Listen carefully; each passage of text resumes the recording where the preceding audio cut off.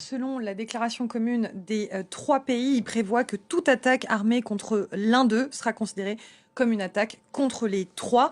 En fait, c'est une clause de défense collective qui, dans la formulation même en fait de l'article 5, par exemple, du traité de l'Atlantique Nord, de l'OTAN, en fait, le texte, il élargit à la Turquie un pacte qui avait déjà été conclu il y a quasiment un an maintenant, c'était en septembre 2025, entre Riyad et Islamabad, et qui posait déjà cette formule. Donc, on peut parler de nouvelle alliance, mais en fait, c'est plutôt l'élargissement d'une alliance préexistante. Et puis, il y a quelque chose d'intéressant, c'est un peu le service après-vente d'Ankara, qui est presque aussi instructif que l'accord lui-même. Un responsable turc cité par Reuters précise trois choses.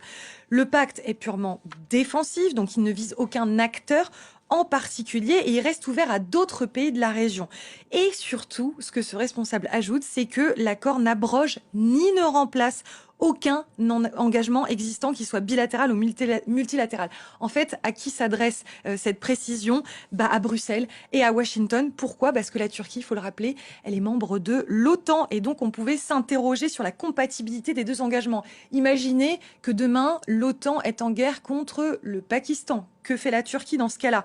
Eh bien, il y a un précédent, puisque la Turquie a rejoint l'OTAN en 1952 et qu'en 1955 avait été signé le pacte de Bagdad, qui déjà liait la Turquie à d'autres pays, dont le Pakistan.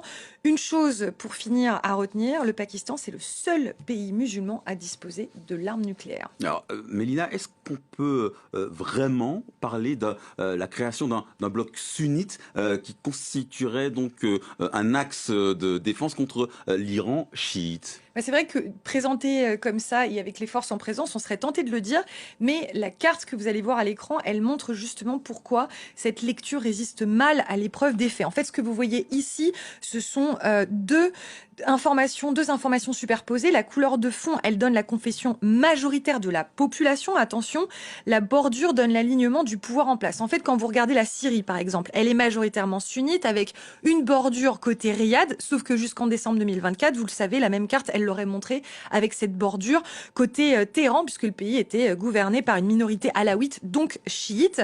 La population n'a pas changé, le pouvoir, si, c'est pareil. Pour le Bahreïn, en fait, on a zoomé un petit peu pour vous le montrer.